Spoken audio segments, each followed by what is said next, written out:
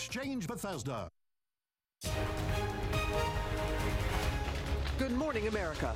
The holy fire exploding overnight. Smoke and flames plowing toward homes. Firenadoes whipping across the sky. It should be called the Holy Hellfire.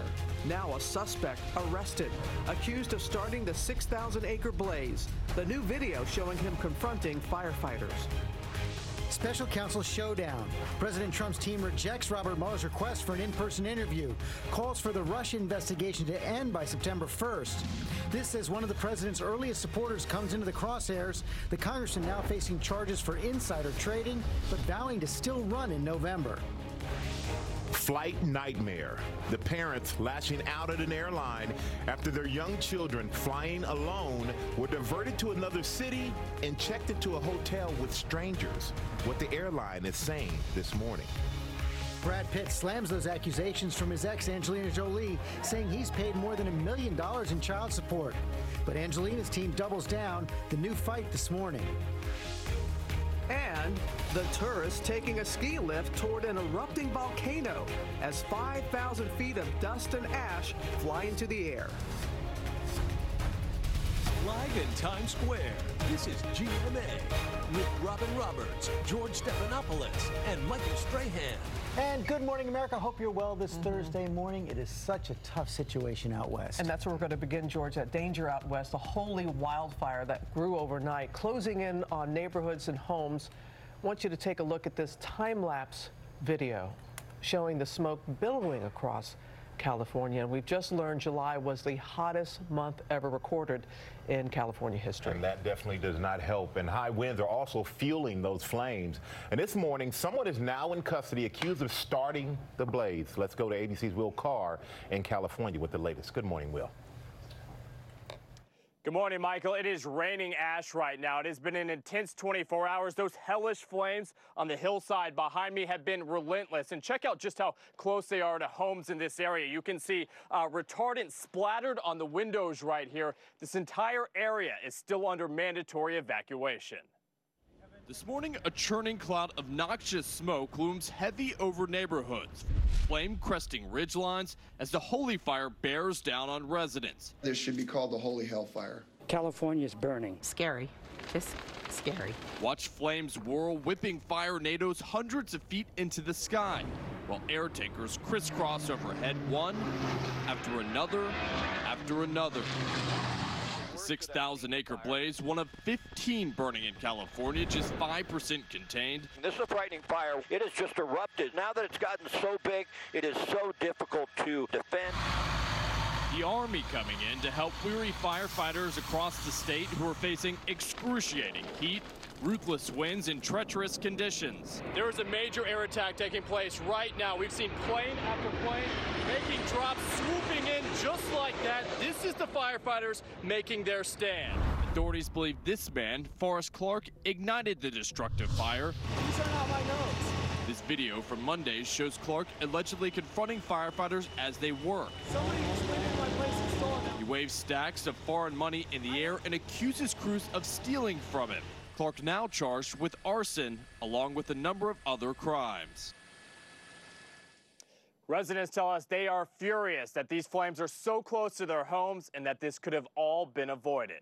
Robin. All right, well, thank you. Now to politics and new trouble for one of President Trump's earliest allies, Congressman Chris Collins of New York. The first member of Congress to endorse Trump's candidacy has been indicted on insider trading charges. Our chief business correspondent, Rebecca Jarvis, is here. And Rebecca, overnight, Collins vowed to fight these charges. Yeah, that's right, Robin. In a short news conference overnight, he didn't take questions from reporters, but Congressman Collins vowed to clear his name and run for re-election in November. This morning, a defiant Congressman Chris Collins. The charges that have been levied against me are meritless. The Republican from New York, one of Trump's earliest and most loyal supporters. Donald Trump is a movement. Oh, Chris, right from the beginning, he said Trump is going to win. Trump is going to win. Dismissing allegations of insider trading and that he lied to the FBI, vowing to fight the charges in court and win re-election. I look forward to being fully vindicated and exonerated. According to the indictment, Collins broke federal law by profiting from inside information, saving his family and friends nearly $800,000 on a single pharmaceutical investment. Congressman Collins acted as if the law didn't apply to him. Collins posted this photo from a White House picnic in June 2017, where prosecutors say he received an email from the CEO of Australian pharmaceutical company Innate Immunotherapeutics, where Collins sits on the board. The indictment saying the CEO informed Collins that the company's critical MS drug trial had failed. The congressman writing back, "Wow, makes no sense." Then just 1 minute later, the government says Collins called his son Cameron multiple times to tip him off. The crime that he committed was to tip his son Cameron so that Cameron and a few select others could trade on the news while the investing public remained in the dark. His son then allegedly sharing that information with his future father-in-law, Stephen Zarsky, and others. The government says the next morning, the group started dumping shares of the company. And when the failed test results were publicly disclosed 4 days later, Innate stock plunged 92%. The congressman, his son Cameron, and Stephen Zarsky now face 13 counts of securities fraud, wire fraud, and false statements stemming from the alleged insider trading scheme. They have all pleaded not guilty in federal court, Robin. This seems pretty clear-cut. In general, insider trading cases can be murky. This one is a lot clearer in terms of the facts. But the trial not till after the election. That's right. Thank you, Rebecca. We're going to go to the White House now, where President Trump's legal team has rejected Robert Mueller's request to interview the president. It's the latest twist after 8 months of negotiations. It could force a showdown in court. I want to go to our chief White House correspondent, Jonathan Carlin. John, the president's lawyers making it clear they don't want him to answer questions in person about obstruction of justice, questions about blocking the Russia investigation. They don't want him answering any questions about things like the firing of James Comey or anything related to allegations that he has tried to interfere or obstruct the Russia investigation. And George, this standoff puts us a step closer to a constitutional showdown between the president and the special counsel. In rejecting the special counsel's latest request, the president's legal team has made it clear they do not want the president to answer questions on obstruction of justice. Why do you want to get him under oath? You think we're fools? You want to get him under oath because you want to trap him into perjury. Well, we're not going to let you do that. Sources familiar with the negotiations tell ABC News the president's lawyers made a counteroffer. It's one that is almost certain to be rejected. The president will agree to answer, quote, appropriate questions in writing, and not about things related to obstruction of justice. When you look at the facts and circumstances, it doesn't meet the requirements constitutionally to require the president to sit down and do an interview. But the president has been saying for more than a year that he would be willing to answer questions under oath from the special counsel. He has said that ever since we first asked him about it, just after Mueller was first appointed. Would you be willing to speak under oath to give your version of 100%. The impasse now increases the likelihood that Mueller will issue a subpoena to compel the president to answer questions. In fact, the president's legal team is already preparing to fight such a subpoena, a legal battle that would almost certainly go to the Supreme Court. The president's legal team is also attempting to give the special counsel a deadline, saying he must wrap up his investigation before the fall campaign gets underway. Well, I think if it isn't over by September, then we have a very, very serious violation of the Justice Department rules. If it comes to a constitutional battle over a subpoena to the president, this investigation is nowhere near over, and George would likely extend well past the midterm election. Right, although it's possible also that Robert Mueller has given the president's team a deadline as well, which is what might have triggered that response. But John, there are really two schools of thought on whether or not Robert Mueller will actually go to the wire, go to the mat, and subpoena the president. That's right. It's a question of whether or not he wants to get this over before the midterm elections, or whether he finds this to be such an important principle, the principle of whether or not the president is above the law, whether or not the president can be compelled to testify in a case involving himself. That may well be worth going past the elections to Robert Mueller. Meantime, John, we're seeing the Trump administration taking new action against Russia. That's right, stiff new sanctions related to that poisoning of a former Russian agent in the United Kingdom. These are tough sanctions, George, and stand in stark contrast to what we have heard publicly from the president towards Russia, but another sign that the administration itself has taken tough actions against Russia. John Carl, thanks very much, Robin. And George, now to disturbing new allegations about that compound discovered in New Mexico, where investigators say 11 children were living in horrific conditions. Ariel Reshef is here, and Ariel, prosecutors now say one of the suspects was trying to train children to commit school shootings. That's right, Robin. These allegations troubling, to say the least. That suspect is under investigation for child abuse and kidnapping, but now prosecutors say he may have been exploiting children in that compound for something even more sinister. This morning, chilling new details from inside this dilapidated desert compound in New Mexico, which prosecutors say they fear may have been a training ground for future school shootings. 39-year-old Siraj Wahaj and 4 other adults, who authorities believe to be the parents of 11 kids ages 1 to 15, now charged with multiple counts of child abuse for holding them with no food, clean water, in filthy conditions, with no hygiene or medical care. And according to court documents, the foster family of one of those children now claiming Wahaj was training the child in the use of an assault rifle in preparation for future school shootings. Tactical teams raiding the remote property earlier this week in the hunt for Wahaj, wanted in Georgia for allegedly abducting his 3-year-old son, Abdul Ghani.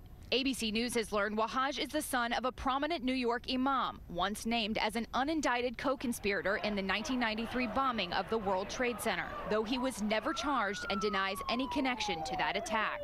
Overnight, the imam's mosque saying he has no involvement in the recent events in New Mexico, his congregation asking for prayers for him and his family. According to a search warrant, investigators say the younger Wahaj was found with an arsenal when he was taken down by deputies last week, armed with an AR-15, pistol, 4 handguns, and 5 fully loaded 30-round AR-15 magazines. In a later search at the compound, authorities making a tragic discovery.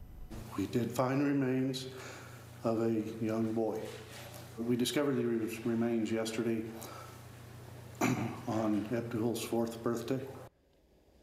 A defense attorney for Wahaj has denied the allegations against him. Wahaj has not entered a plea, but prosecutors are asking the court to hold him without bail, saying he poses not only a flight risk, but also a danger to the public. Sure. Thank you, Ariel. All right, thank you, Ariel.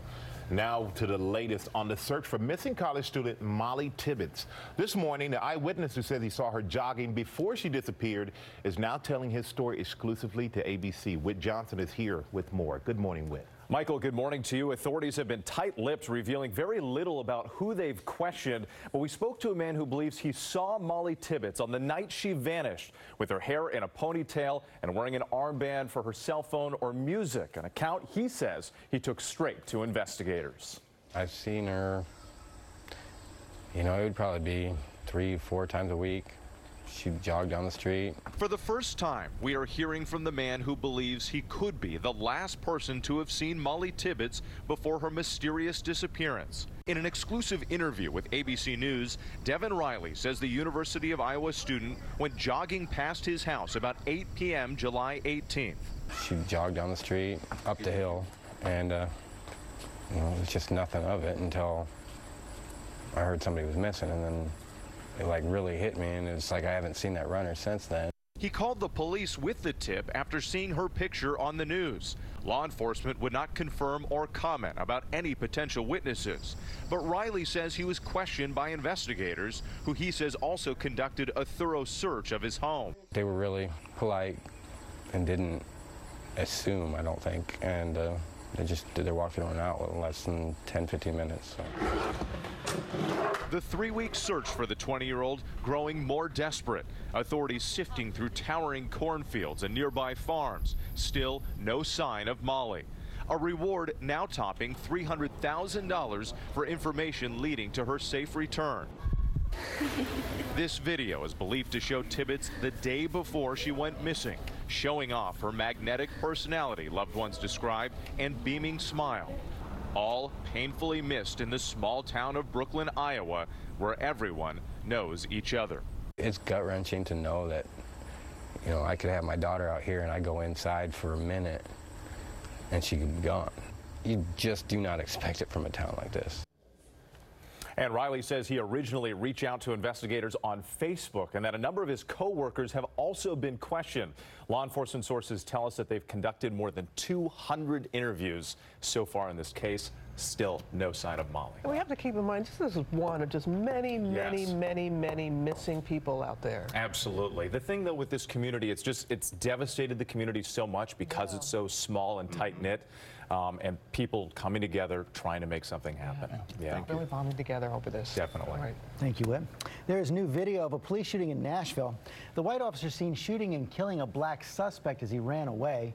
There you see the video right there. The investigation is underway right now, and ABC's Steve Osensami has the story. Good morning, Steve.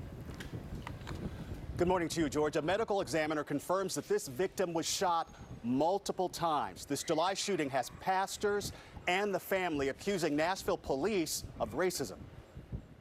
Nashville prosecutors say they're releasing this surveillance video to put some more sunshine on this case. It's from a school near the public housing community where the incident began. 25-year-old Daniel Hambrick is seen running away from Officer Andrew Delkey, who is also 25. He got one running, black, long dreads, blue button-up shirt, and black handgun. Hambrick is more than several feet away with his back turned to the officer when the policeman shoots. Chest first. Suspect down. Getting to the bottom of this is very important. It's equally important that while we pass time waiting for the investigation to be complete, that we be patient. In a news conference, the city's mayor wouldn't condemn or defend the officer, who has not been charged. This all started with a traffic stop where police were searching for a stolen vehicle. They say Hambrick drove away, avoiding the stop, and was later spotted by Officer Delkey. Investigators say Hambrick was carrying this, a handgun they say was recovered at the scene. The shooting sent protests into the streets. Hambrick's family says he was executed. My daughter is now thinking that the police is the enemy. This officer remains on administrative leave as this investigation continues. Robin? A lot of people watching that. All right, Steve, thank you. We're going to turn now to that close call that was caught on camera. Take a look at these tourists. They're riding a ski chairlift toward an erupting volcano. The dust and ash shooting 5,000 feet into the air as those sightseers approach. The Chilean National Emergency Office has issued a yellow alert to communities living near the volcano complex following the eruption. But can you imagine that you're heading toward all of that? I wonder how you hit reverse. Bring that baby back. Really. I think I'd listen to that warning. Absolutely. All right. And now we're going to go to Ginger. Ginger, you have more on the heat and the dangerous fire conditions. Michael, it is official. California has had their hottest July and hottest month on record. So that number is out. The average morning and night across the state, nearly 80 degrees. And we're going to do it again today. This is terrible news for the wildfires, especially in interior and Pacific Northwest. Look at Yakima at 107, Death Valley going for another 120. Your local weather in 30 seconds. First, though, the Sunny Cities, sponsored by Bounce. Harry's meeting clients from far away, but they only see his wrinkles. He's gotta play it cool to seal the deal. Better find a way to smooth things over. If only Harry used some Bounce to drive. Yeah, he would be less wrinkly and winning at life. Feeling just a bit more comfortable today. We're not going to see as high of humidity across the area or high temperatures. 89 we're forecasting by 3 o'clock today. Can't rule out a little passing brief shower or thunder shower. Meanwhile, starting this weekend, it's back to another wet pattern. 84 on Saturday, more clouds than sun. A lot of rain after lunchtime. Sunday, too, looking unsettled, the high 83, and concerns possibly for flooding as we get into Monday late. Records go back to the late 1800s or early 1900s. Death Valley, hottest month on the planet ever recorded. Wow. Yes. We're seeing it. Okay. Thank you, Ginger. Coming up here, Brad Pitt fires back after Angelina Jolie accuses him of not paying meaningful child support. His response this morning, and why Jolie's team insists it's still not enough. And that air travel nightmare, 2 young children flying alone, diverted, taken to a hotel with strangers. Their parents not happy what the airline is saying this morning. Come on back.